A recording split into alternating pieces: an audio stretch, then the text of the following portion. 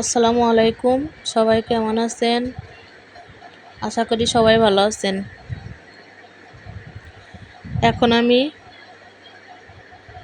শাহী মেজবানি মশলা ready করতেছি। সামনে তো কোরবানি ঈদ, তো আমার মতো সবাই এরকম করে মেজবানি মশলা বানিয়ে নিতে পারেন। এই তো আমি জয়ত্রী দিয়ে দিয়েছি, চুই ঝাল, কালো এলাচ, সাদা এলাচ, জয়ফল, আগে তো ধনিয়া দিয়ে দিয়েছি, তারপরে সাদা গোলমরিচ, কালো গোলমরিচ সবই আমি আস্তে আস্তে দিয়ে দিতেছি। এবার দিয়ে দিব লবঙ্গ,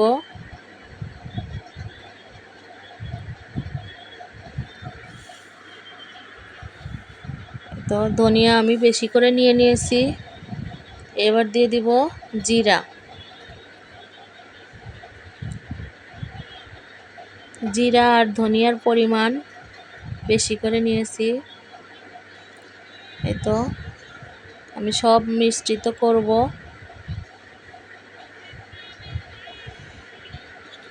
এবার শাহি জিরাটা দিয়ে দিলাম।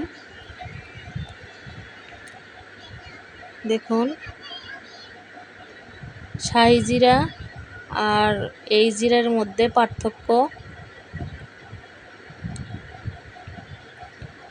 এবার দারচিনি দিয়ে দিলাম। দারচিনিও বেশি পরিমাণেই নিয়ে নিব। এখানে সব উপাদান আমি এক জায়গায় করে নিতেছি। এবার তেজপাতা দিয়ে দিলাম, কয়েকটা শুকনো মরিচ। এগুলো সব আমি হালকা করে ভেজে নিব, বেশি করে ভাজা যাবে না।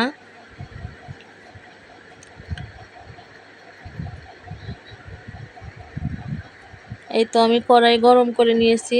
এবার আমি সব আস্তে আস্তে দিয়ে দিব কড়াইতে।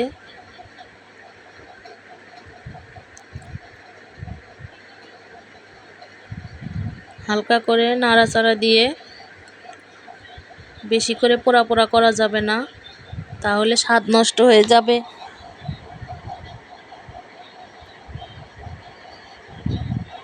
আমি এইভাবে কিছুক্ষণ ভেজে নিলাম।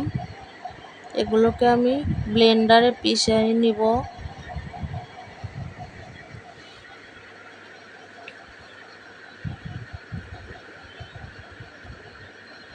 তেজপাতা আমি কিছুটা উঠিয়ে নিয়েছি, পরে ভেজে নিব। তেজপাতার জন্য নাড়া দিতে অনেক অসুবিধা হয়। অল্প কিছুটা রেখে সবগুলোই উঠিয়ে নিয়েছি।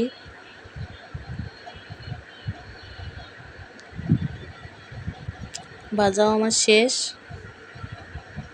এই যে আমি ব্লেন্ডার করে গুঁড়া করে নিয়েছি। দেখুন কত সুন্দর মিহি হয়ে গেছে। এটা কিন্তু সব কিছুর মধ্যেই খাওয়া যাবে। মুরগির মাংস রোস্ট, ছাগলের মাংস, গরুর মাংস, যে কোনো মাংসের ভিতরেই দেওয়া যাবে। আর মাংসের স্বাদ অনেকটাই বাড়িয়ে দিবে। ভালো থাকবেন সবাই। আল্লাহ হাফেজ।